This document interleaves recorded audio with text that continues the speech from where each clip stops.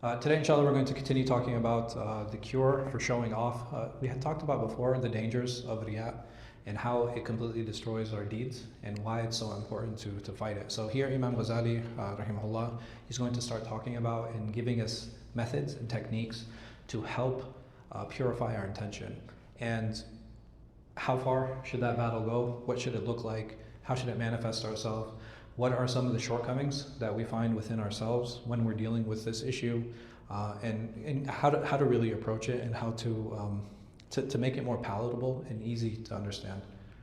So here he says that showing off, it nullifies deeds, and it's one of the unique things of riya, right? So shirk, it ruins all of your deeds. In riya, what happens with riya? Does riya ruin all of my deeds? Right, just the ones that I'm showing off in, right? That's where it's extremely problematic. That it doesn't destroy all my deeds, but it can destroy specific ones. And he says that the cure for it is very bitter, just like some medications. And sometimes when we take that medicine, it doesn't taste good, but the reason we take it is because we know that there is a cure in it. And he says that it is difficult, it is challenging, but the more that one struggles, the more that one actually makes that effort, the easier it becomes. Why? Because it starts becoming a practice. It starts becoming something that we engage in, and the more we engage with something, the more we practice something, the easier it becomes. It's just like, like riding a bike or swimming. Maybe the first time it's difficult, but when we do it again, it becomes a habit. We start developing that muscle memory, and it's the same thing here. So he likens removing riyat to killing weeds, and I thought this was like a really interesting example, because he says that weeds, what happens is if you, for those of us that mow their lawns or like have their wives mow their lawns, right? So you mow your lawn, and then what happens to the weed? Right, it'll grow back, and not just that. How come it's so easy to notice weeds in a lawn? They look different. They look different for sure. But what is the speed of the way the weed grows? It's much faster, right? So the way the weed grows is much faster than the rest of the lawn. That's why it's so easy to see. And not just that, it takes the nutrients of the grass. It actually kills the grass because it's trying to feed itself. And it's very similar to riyat. So he said that they need to be removed from the roots, and they need to be killed as soon as they appear. Because, like we said, that if I let it grow, it's going to grow faster than anything else.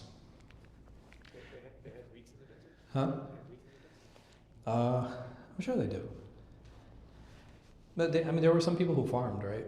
So if you go in modern day Saudi, there are two major places where you have farming still in Taif, because it's in the mountains, and in the higher elevations you actually get more, it's the temperature is better, and so it's easier to grow things. Also, if you go, there's a mountain range that actually runs along the eastern side of Saudi, or the western side of Saudi.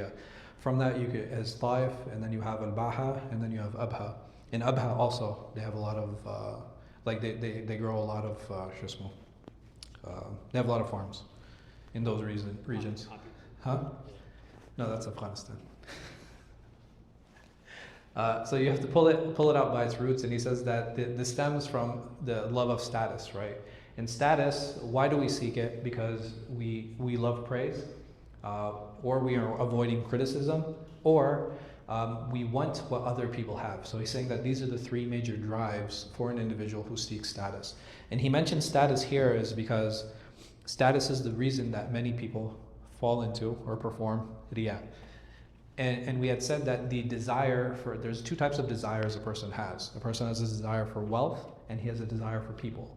And the desire for wealth is something that is very clear, right? Wanting more dunya, loving it, embellishing in it. Loving people is loving to, because essentially it's control, right? Whether I control money or I control people's hearts. This is what the idea is behind this love of status. So why do I extend my prayers? Because I want people to say nice things about me. Why am I constantly fasting? Because I want people to remember me as someone who fasts. Even the Prophet Muhammad ﷺ, he gives three very famous examples of people who fell into riyā and they were thrown into the hellfire. He uses the example of the qari, he uses the example of the mujahid, he uses the example of the scholar. right? These three people, he said that because what you were doing was just to be called a qari, what you were doing was just to be called a mujahid, what you were doing was just to be called a scholar, these individuals will be thrown into the hellfire. May Allah subhanahu wa ta'ala protect us from that. And he says that this stems from this, right? It stems from this, that I want to be praised by other people, or I don't want other people to criticize me. Right? The moment somebody criticizes me, the moment somebody says something about me, I take it personally, and it's a bruise on my ego. And essentially, when you talk about a lot of these discussions, a lot of it has to do with this love of ego, like loving ourselves. And we have to learn the best way to challenge that and the best way to battle that is with khudu, is with humility. May Allah subhanahu wa ta'ala make us humble. A man came to the Prophet Muhammad sallallahu alaihi wasallam. He asked, "O Allah's Messenger, what kind of fighting is in Allah's cause? For some of us fight because of being enraged and angry, and some for the sake of pride and haughtiness." And the Prophet sallallahu alaihi wasallam raised his head and he said, "He who fights so that Allah's word would be superior, then he fights in Allah's cause." So if a person is to fight, he's using worldly reasons here. That, well, they took my land, right? They killed my family, right? So what do you want? If you're fighting for the sake of revenge, then you're not fighting for the sake of Allah subhanahu wa ta'ala. How come the Prophet ﷺ didn't say that, well, no, those are reasonable too? Like, people do fight out of revenge, or people do fight out of anger because that tribe took advantage or they oppressed others. It's okay to do it, but there's a higher status by doing it for this reason. Sure. Instead. Okay, so you have a better choice. But the other problem is the Prophet ﷺ said that the one who fights just to be called a fighter is thrown into the hellfire. Egos. Oh, you're going to say something? Also, like, you can fight for those reasons because it's like Allah commanded there to be justice, so it's like you're following Allah's word. Sure, if you're going through that, but if I'm fighting for my own revenge, For your love of fighting. or my love of fighting, You make up a reason, like, You- to be fit, right? so I can be ready to fight for the sake of Allah. That's fine, right? There's nothing wrong with those things in and of themselves. But I believe that one of the reasons the Prophet ﷺ didn't really feed into this narrative of revenge or focus on it is because when we respond, right? So if somebody's attacked and then they respond, and if my motivation is revenge and hurting the other person, when will I stop? When I'm satisfied. Right? And when does that satisfaction ever come? It never does, right? That satisfaction never comes, and this is why you'll always have disproportionate responses. When people hit, like, if somebody hits me, I have every right to strike them back, yes, to defend myself. Yeah. Is there a way for me to like actually measure how much he hit me so that I can hit him back in the same way? No. It's not. It's like, okay, well, actually he hit me with like 200 pounds of force. I need to make sure I hit him. It's not how it is, and that's not what's meant, and that's not what's intended. Everybody does have a right to defend themselves. There's no doubt. What about the whole eye for an eye? The what? What about the whole eye for an eye? No, for sure. An eye for an eye. There's no doubt about that. So even in Islam, you have two categories of things. Like when it comes to qisas, like when it comes to blood money can either be paid. So for example, if you cut off a finger, you would pay. There's a certain value that's attached to that. If you cut off somebody's nose, there's a certain value attached to that. If you cut off someone's hand, then your hand would be cut off too, right? So there are certain things that you have equations of, and there are certain things that because you cannot actually fully repay that, like there's no equal, you have to give that. You have to which is why it's called blood money. Like for example, if somebody kills someone accidentally, it's 100 camels. Does that equal the life of that person? No, it doesn't, right? And that's not the idea. Like, okay, this person's equal to that. What's interesting though, is a lot of people talk about, like the value of a woman is half of that of a man, but how come it doesn't apply to blood money? How come it's equal? Yeah, of course. Like, so if you want to talk about the value of life, like value, quote unquote, it doesn't matter if a woman is killed accidentally or a man is killed accidentally. The payout for both of them is the same, right? Or the policy, right? The insurance policy for both of them would be the same in this situation, right? It's not any different. Yes, it's different when it comes to inheritance because of responsibilities or whatever the case might be, but when it comes to death, then they're equal. Ibn Mas'ud radiallahu anh, he mentioned that when two ranks meet, and he's talking about when the two battalions meet, when the two armies meet, angels descend and record the people according to their ranks, such as so-and-so fights for fame and so-and-so fights for sovereignty and power, because they're able to differentiate between the people's intentions. Umar ibn Khattab radiallahu anh, he said that they say someone is a martyr, but perhaps he only filled his saddlebags with straw, meaning he just filled it with empty air. Like there's no substance behind it. He also said, whoever fights seeking only a tie for his camel saddle, and the tie is the thing that holds so you have the saddle, and then you have the thing that, like the bridle that kind of holds it and ties it together. It's like the cheapest part. And he said that if you fight only for that, then that is what you are going to receive. Imam Ghazāli also talks about this idea of instant gratification. So whatever it is that is sought, it can either be beneficial or enjoyable. He said these are usually the two reasons that people seek things. So if I'm seeking something, I'm seeking it because it's beneficial, or I seek it because I enjoy. He said, or it can be both, right? Because it's beneficial and it's enjoyable. He said, but if I understand that if these are the only motivations I have for seeking something, then it's actually harmful. That's the only reason. These are the only reasons and it's harmful? If this is my only reason, then it can be harmful. It can be. Yeah. Not necessarily, but definitely can be. Oh, okay. Like it is. No. Yeah, no, it can be. When can it be harmful? Well, like eating too much. Mm-hmm. Yeah. So indulgence is one way. Sure. What else? What if I never remember Allah subhanahu wa ta'ala in my actions? Right? What if I fall into a state of ghafla and heedlessness? And this is also a place where it can become haram. Even though, like for example, eating. Right? There are certain types of food that are really good, we really enjoy. Does that mean that I can't eat those things? It's both enjoyable. It might not be beneficial depending on what you're eating, right? Yeah. And there's some things that are just beneficial, right? Swimming, running, jogging, for example. So I think there are different motivations that we have, but we should try our best to make sure that we always are remembering Allah subhanahu wa ta'ala in some way, shape, or form. I find it difficult to imagine a Muslim who doesn't, like Allah is not some part of his life, right? Like some portion of it. And depending on how practicing a person is, right, and how much taqwa they have, it can either be a majority of their life or like a minority of it. But somebody who's absent of Allah in their life, it's kind of difficult for me personally to imagine or to perceive, even the most irreligious person. So what Ghazāli is building up to now is like this equation. He's saying that, okay, just knowing that riyā is harmful is not enough. Why?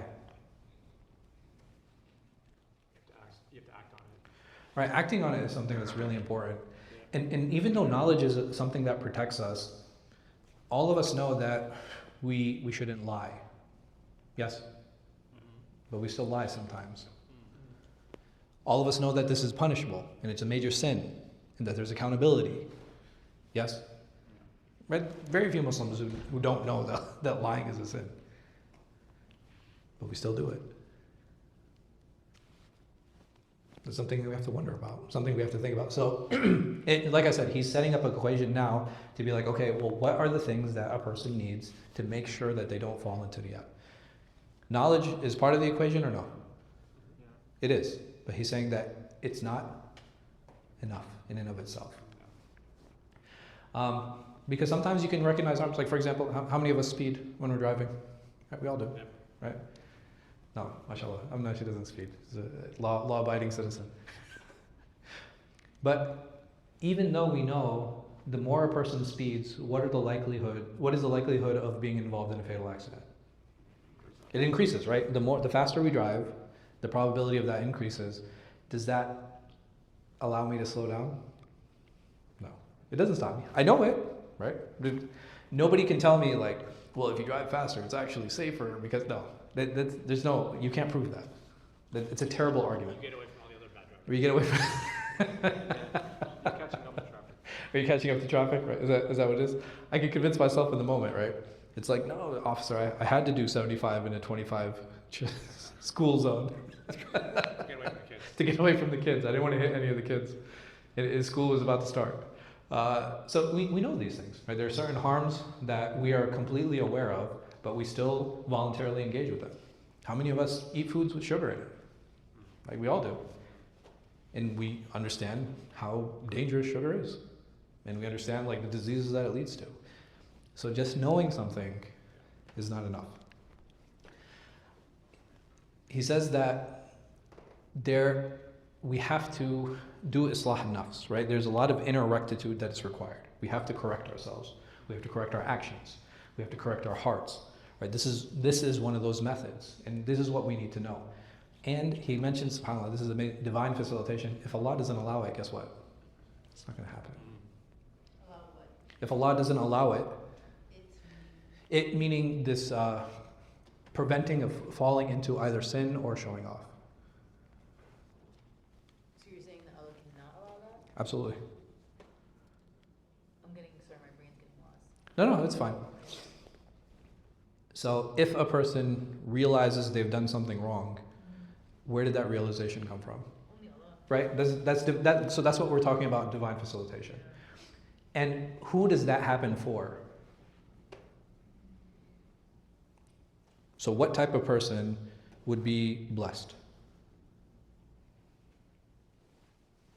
Allah's servant? I don't know. Sure. No, I mean, at the end of the day, we're all Allah's servants, right? The one who's seeking it, right? And the one who doesn't seek it, what happens? He won't get it. And even then, every once in a while, what happens to this person? He'll get it anyway. Sometimes. In different ways, different shape, different forms. Will it be as frequent as this person? No. Because the one who seeks it, what does Allah want for him? To keep seeking. Right, He wants him to keep seeking it. He wants to encourage him. And what does that encouragement look like? That encouragement looks like realizations. That encouragement looks like good deeds. That encouragement looks like being surrounded with good company. Right? There's so many things that we can see in our lives that show us that, man, like I'm on the path of good. I had a young woman call one time, and she was like, this waswasa, like these whisperings that I'm receiving, it's paralyzing me. It's stopping me from, being good. I said, okay, well, are you praying on time? She's like, yeah. I was like, are you remembering to do your adhkar in the morning and the evening? She's like, yes, I do.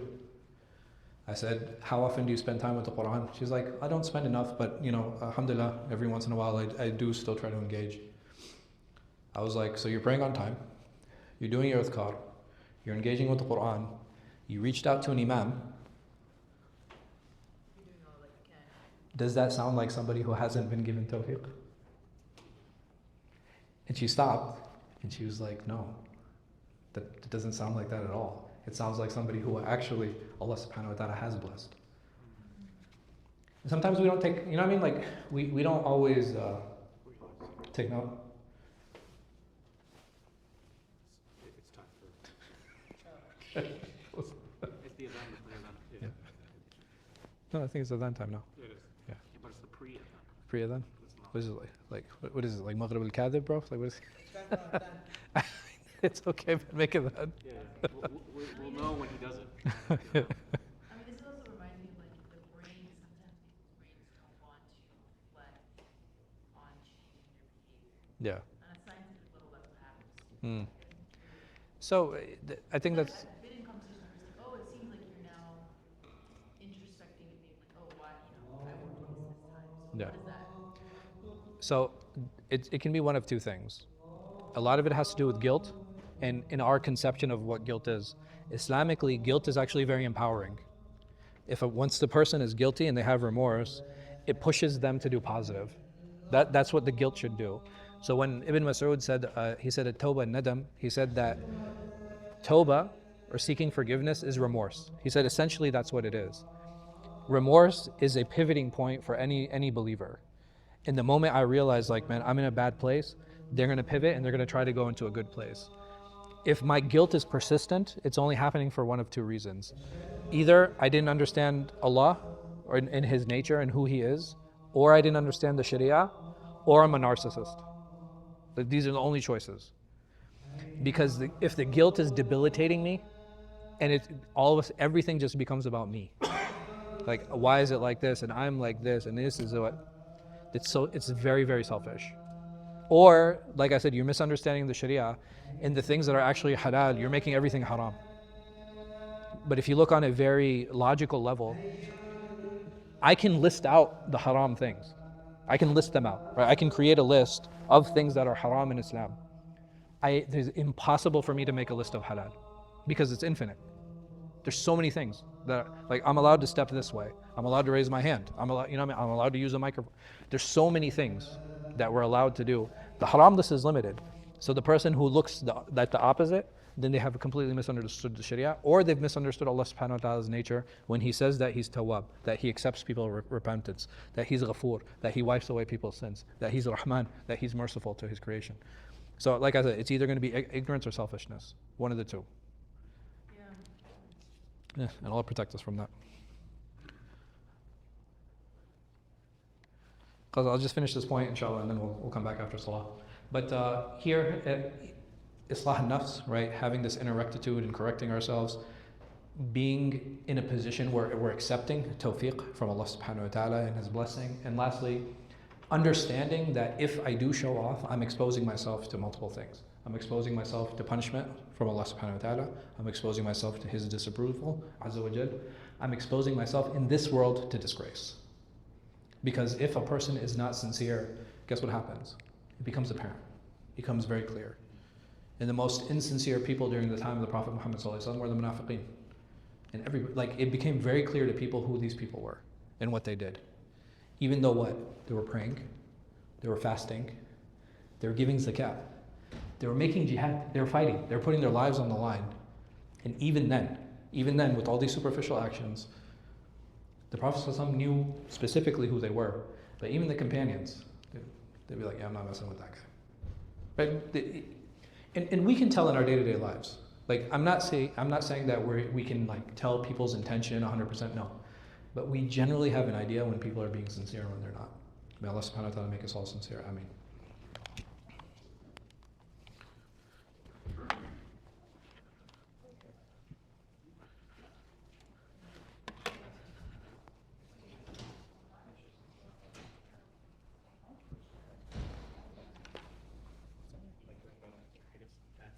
Sheikh, how would you define a fasiq? Sinner, like an open sinner.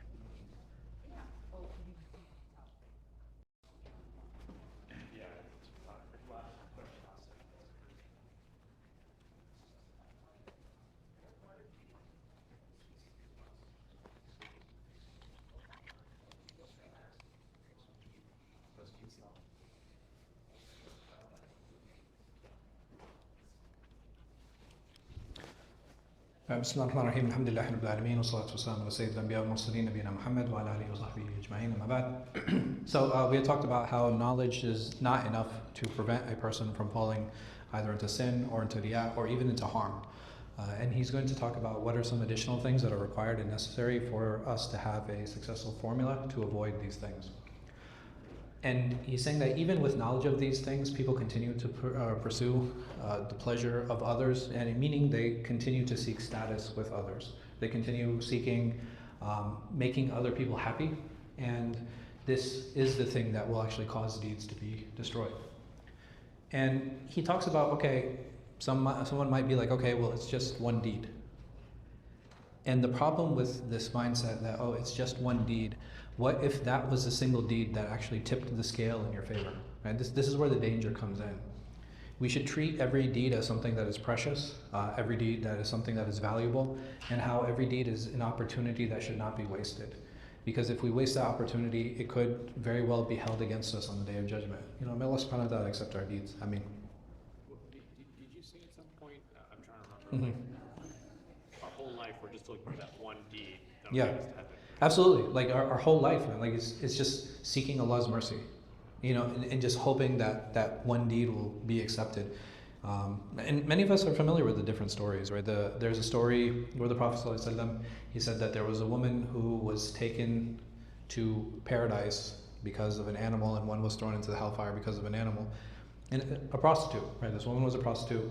She saw this dog was thirsty. She climbed down into the well. She filled her shoe up with water, like made out of leather. She gave it to the dog. Allah subhanahu wa ta'ala accepted that from her, and He allowed her into paradise. And there was another woman who locked her cat in the house. Just locked the cat in the house. The cat died. And Allah subhanahu wa ta'ala punished her because of that, saying that, well, why didn't you just let it go? Like, at least the animal had the opportunity to go and hunt and seek for itself, and if it died, it would have died naturally. But Allah musta'an. Yeah. And we should never overlook the way of it. Like, we never know what Allah is going to accept. Right? It might be that smile that we gave to someone. It might have been that dollar that we gave to someone. It might have been the ride that we gave to someone. It might be that prayer that we made in the middle of the night. We just don't know. Like, we don't know which deeds are going to be accepted, which won't. And we should keep making those efforts for Allah subhanahu wa ta'ala to continue to accept our deeds. And he's saying, essentially, what's the benefit of that praise, right? So this praise that you're seeking and this happiness that you're seeking in others, what does it benefit? If somebody praises me, does it give me more money? If somebody praises me, does it make my life longer? Right? There's no practical benefit to any of this praise that we're actually receiving. And if I want what's in other people's hands, I have no control over that. Allah subhanahu wa ta'ala, He gives and He takes as He pleases. I don't get to decide who gets what and how much they get. Even with our children. Even with our children, sometimes we'll set out and we'll set things apart and this and that, and then they'll walk home like, yeah, uncle gave me $20. Right? There's just you have no control over who gets, like you try, right? You try having control over it, but at the end of the day, Allah subhanahu wa ta'ala, He gives to whoever He wills. And the more I seek from what other people have, the more humiliating it is to me, because I start willing to do things that are unbecoming of an individual, of a person, right? And it becomes very dangerous. I start submitting myself and putting myself in positions that I normally wouldn't have accepted. So when we talk about, for example, in the music industry, right, or entertainment industry in general, how many people had to humiliate themselves just so they could get places of position, just because they wanted to be like someone else? And sometimes we think, well, how can that happen? That's the extreme showing off, right? Like when you talk about indulging in the riyā, this is what happens, and this is what it can lead to. It can lead to humiliation, not only in this world, but also humiliation in the next. And he says, he ends with condemnation, because he says, like, okay, these are like two opposites. And he said the same thing. Okay, if somebody condemns me, if someone criticizes me, if someone says something bad about me, does it take from my lifespan? Does it give me any more money?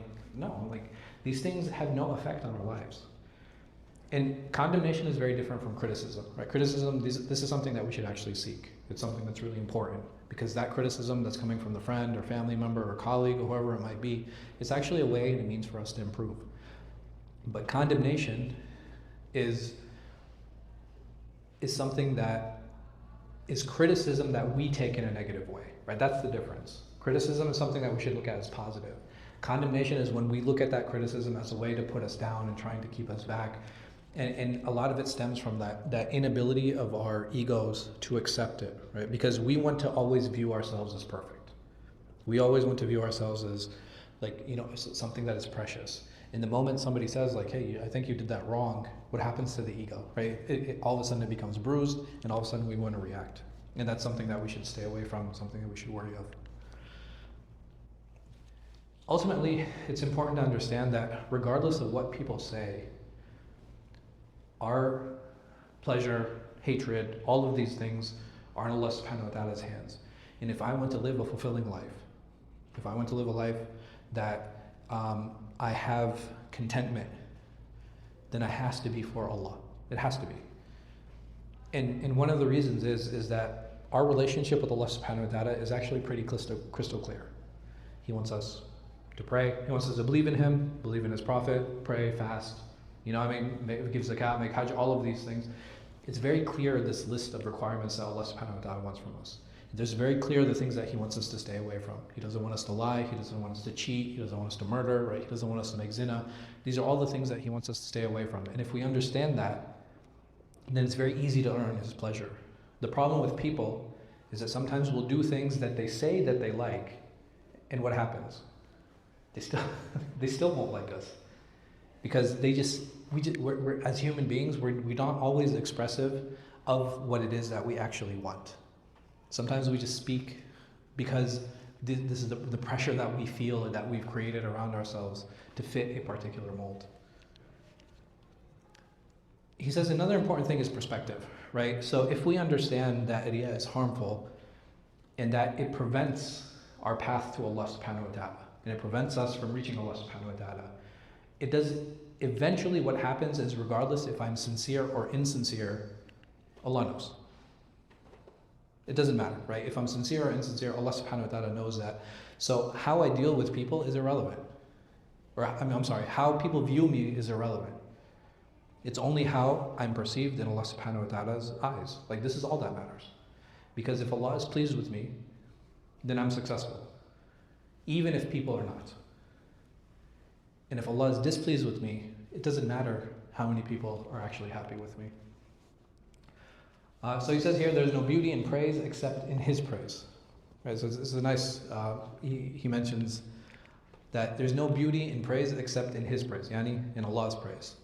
And no ugliness in condemnation except in His condemnation. That if I want true praise and truly to be loved, that praise needs to be for Allah subhanahu wa ta'ala. And if there's any type of condemnation I should fear, it should be condemnation from Allah subhanahu wa ta'ala. So what good is it for you to seek people's praise when you are despised by Allah and among the people of hell? And what harm is there in people's condemnation when you are praised by Allah and among the honored group? And may Allah subhanahu wa ta'ala make us from those who are honored.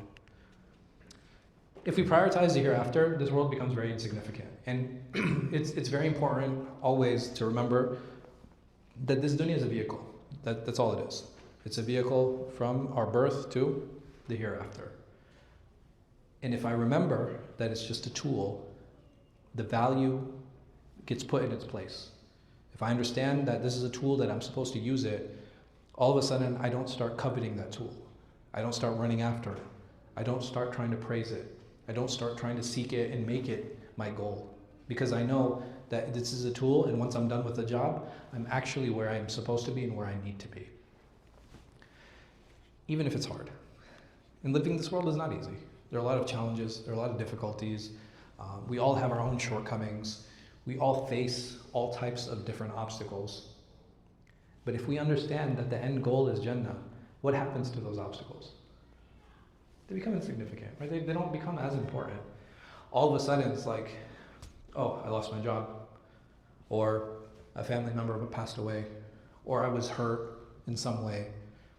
While those things are obstacles and they are difficult, they're not paralyzing. And that's what's important. That even the Prophet Muhammad sallallahu alaihi wasallam, he dealt with social chastisement, he dealt with financial chastisement, spiritually, personally, he was attacked, sallallahu alaihi wasallam. And all of us have faced our own battles, right? We've all had our own difficulties. We've had all our own different stages of our lives where we faced different issues and different things. And then when we realize, well, the goal is paradise. It's everlasting. It's forever. And not just that, I'm past whatever difficulty it was, right? It's done now. And sometimes it can be really devastating.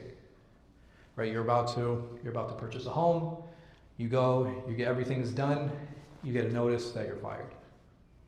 Right? All of a sudden, like all these dominoes start falling when you had all this plan in place, and it can be very devastating. It can be very difficult. But what happens? You eventually find a new place to live in, you eventually find a new job, you eventually find a new space, you eventually catch your groove again, and everything that happened in the past, it's done, and you survived. So was it really that big a deal? Was it really something to harp over and sit and continue to cry about? And this is what I was talking about when I was talking about guilt, this idea of selfishness. But it's like, because why am I deserving of more than that? Everything that we have, why do I deserve it? Allah has given me eyesight, He's given me health, the ability to walk, the ability to hear, to speak. Do I deserve any of those things? Forget the wealth, forget the families, forget our cars, forget our homes, forget the traveling that we've done. Just what we have right here, do I deserve it? And even what we have here, health. How many of us know people, like organ failure, very young? Organs have failed, cancer, some other type of problems, sometimes the issue. May Allah subhanahu wa ta'ala keep us and our family healthy. I mean, but do we deserve that? Not at all. It's only Allah subhanahu wa ta'ala's blessing and mercy upon us that we don't have to face any of those things. But because we don't, that should make us even more thankful.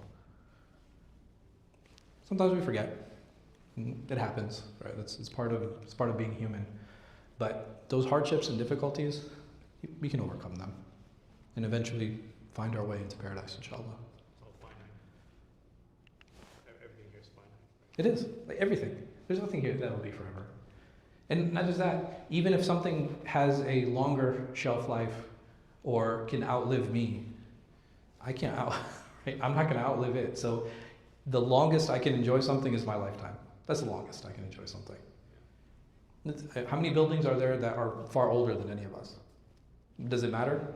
If I'm only going to live here 60, 70, 80 years, this building can be here for 81 years, right? It doesn't matter to me. It doesn't make a difference. And not just that, if I die tomorrow,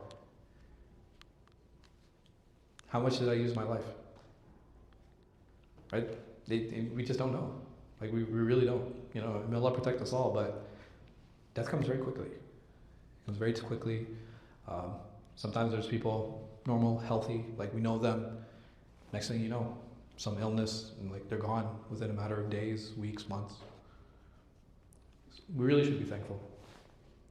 It's been narrated some of the companions of Abu Hafs al-Haddad, he condemned the world and its people. He said, "You have exposed what you should conceal. Do not sit with us after this."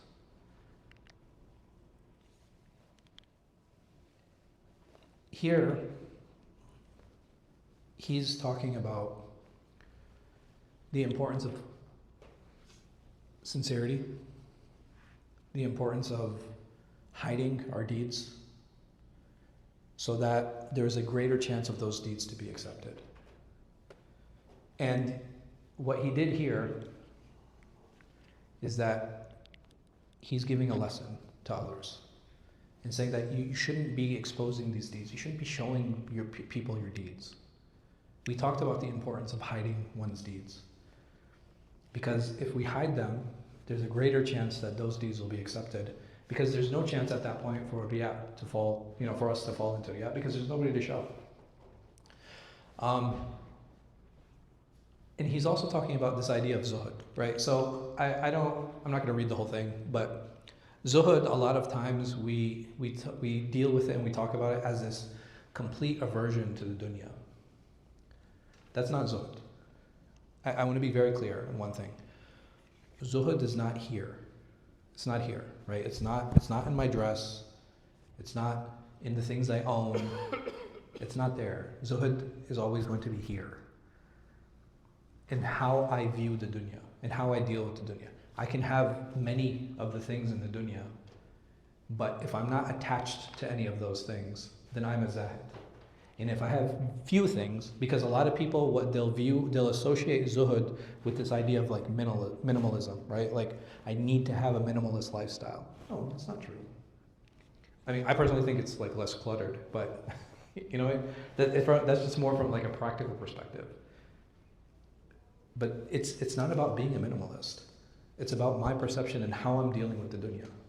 And I have to deal with the dunya, like I said, as a tool. That's all it is. It's a tool to get me to my akhirah. And if I use this tool in the right way, right, I can use a knife to cut vegetables, I can use a knife to cut my food, or I can use a knife to hurt someone. These are all tools. And this dunya is that tool. And we have to make sure that we don't use it to cut ourselves. And we use it as a tool to get to our akhirah. So we ask Allah subhanahu wa ta'ala to give us tawfiq. Inshallah, we'll continue with the discussion next time, bi'idhnillahi ta'ala. But class, same time every week. 6:30 is the Sahih Muslim, 7:30 is the Tazkīyah class, regardless of Salah. Like, we just take breaks for Salat al-Maghrib.